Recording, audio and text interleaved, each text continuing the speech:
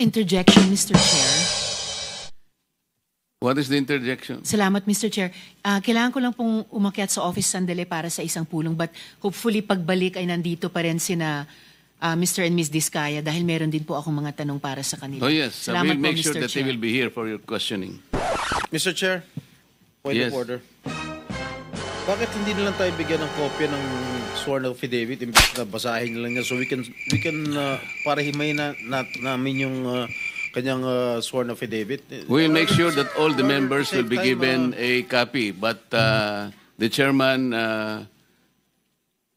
is asking them to read it before us for the record. In order to save time, Mr. President, because we have been here since 9 o'clock. We already spent 2 hours, and not even one of the senators have asked questions addressed to the resource persons present. I beg the indulgence of the good senator, but it is for the record. This is a sworn statement, at from this statement, kailangan dito sila matanong na mabuti. Proceed. Pakibilisan nyo lang para makatipid tayo ng panahon.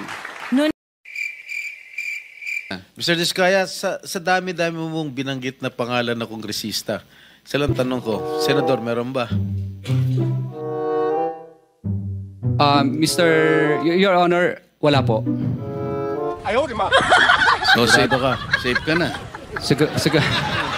Sigurado po. I resent that statement, Mr. Chair. I resent that statement. Safe ka na.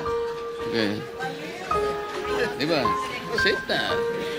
Mr. Chair, I move that you strike off the record that your Alam mo naman, biro lang naman yun eh. Wala yun. Mr. Chair. So,